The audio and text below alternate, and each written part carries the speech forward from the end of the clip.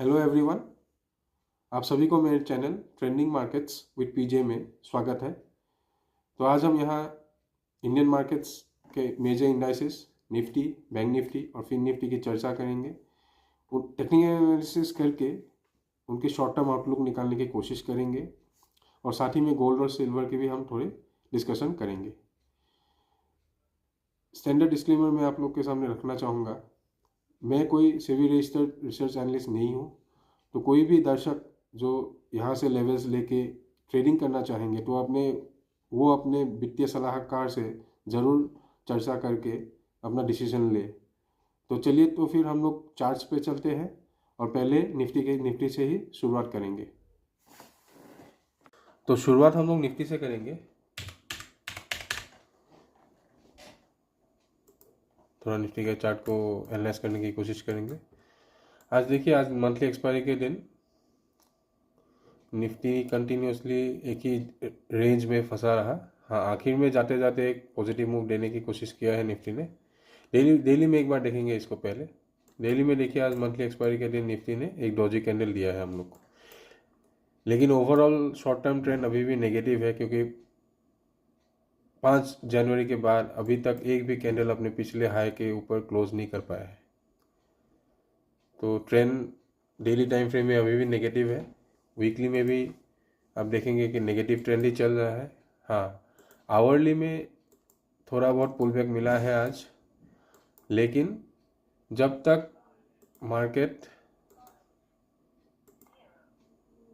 25,470 25,470 के ऊपर नहीं क्लोज कर लेता, हम लोग इसको सेल ऑन राइज में ही ट्रेड करने की कोशिश करेंगे।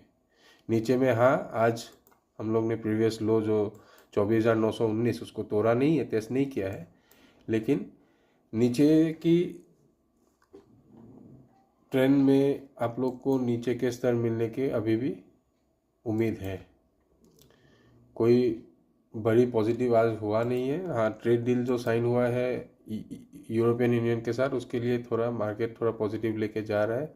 और आखिर में एक पॉजिटिव ये एक्सपायरी रिलेटेड मूव है। ये आखिर में जो आप 200-250 पॉइंट का मूव मिला है, लेकिन देखिए एवरेज क्लोजिंग आपको करीब 7 पॉइंट नीचे 125 175 में ही मिला है। तो ये आखिर का मूव तो ये नेगेट हो गया।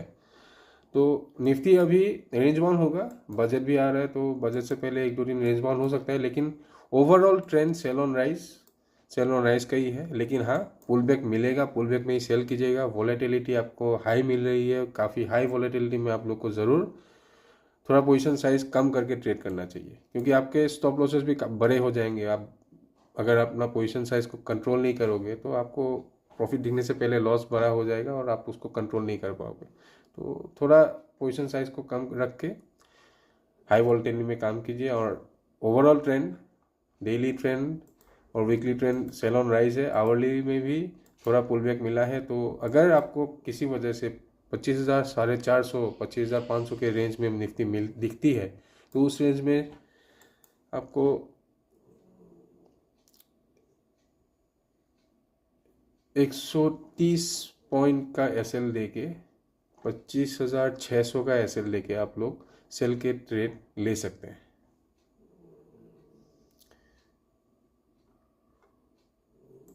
करीब यहाँ पे आप लोग अगर आप देखिए, एक गैप भी छूटा है, लेकिन उस गैप का इतना लंबा एसएल नहीं रखेंगे हम लोग।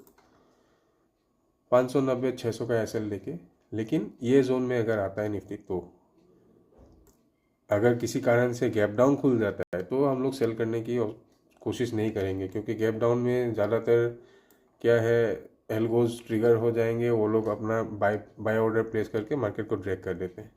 तो अगर मार्केट धीरे धीरे जाके ये जोन में जाता है, तो वहाँ में अगर कोई नेगेटिव मिनिमम 15 मिनट के टाइम फ्रेम में अगर कोई नेगेटिव कैंडल बनता है, तो आप लोग मंदी के लिए अपने आप को पोजीशन कर सकते हैं। हाँ, मैं एक बार फिर बोलूँगा, पोजीशन साइज को थोड़ा कंट्रोल कीजिए। इंडिया विक्स बहुत हाई चल रहा है, बजट भी आ रहा है, तो इसीलिए छोटा पोजीशन से काम कीजिएगा और स्टॉप लॉसेस को थोड़ा बड़ा रख के ट्रेड में बने रहिएगा। तो यही है, नीचे में 24,918, ऊपर में 25,000 450। हाँ, अगर ये लेवल टूटा तो हम लोग देखेंगे इसके नीचे मार्केट और 250-300 पॉइंट नीचे जाके करीब 24,600 के करीब 588 600 ये जोन के लिए नीचे में आपको मूव मिल सकते हैं। चलिए एक बार हम लोग बैंक निफ्टी को भी देख लेंगे।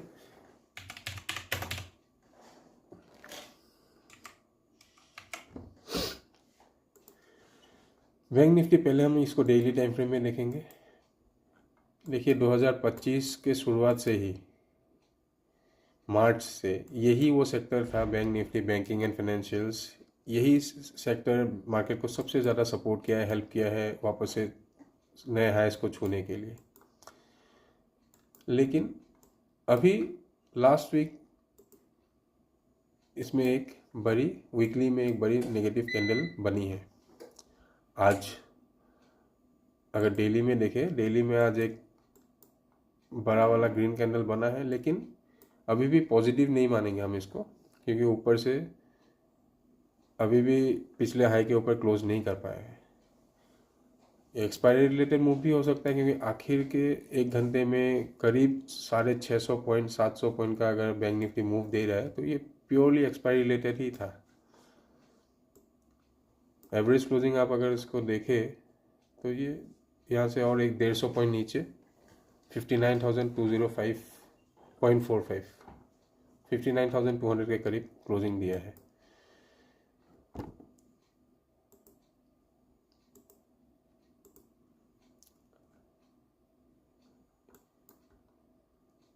हालांकि ट्रेंड काफ़ी स्ट्रॉन्ग था बैंक निफ्टी का, अभी भी स्ट्रॉन्ग ही है, कोई बड़ी नेगेटिव नहीं है। लेकिन पिछले सप्ताह जो नेगेटिव कैंडल बना है उसके बाद हम लोग इसको इसमें इमीडिएट रेजिस्टेंस जो मानेंगे वो 59,750 to 800 ये जोन को हम लोग एज ए रेजिस्टेंस मानेंगे।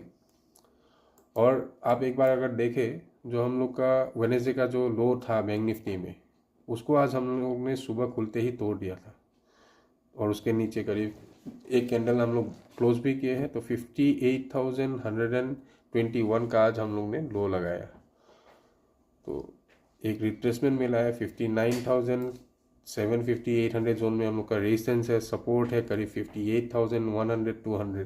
तो ये काफ़ी एक 2-2.5% 3% करीब 3% का एक रेंज हो गया।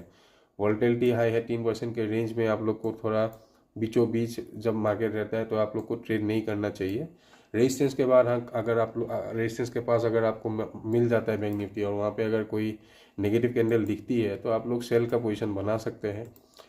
और नीचे में फ़िलहाल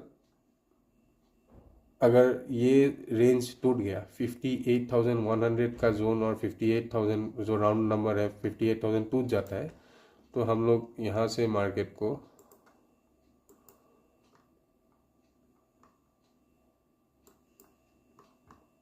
और 500-600 पॉइंट गिरते हुए देख सकते हैं। 57,480 या फिर 57,500 के करीब मार्केट मूव दे सकता है। लेकिन रिस्क रिवार्ड को साथ में लेके और वॉलेटिलिटी को माइन करके आप लोग थोड़ा पोजीशन साइज को छोटा करके काम कीजिएगा। 30 तारीख को शायद SBI के रिजल्ट्स भी है, तो PSU बैंकिंग को भी आप लोग एक बार अगर हम लोग एक बार PSU बैंक इंडेक्स को देखें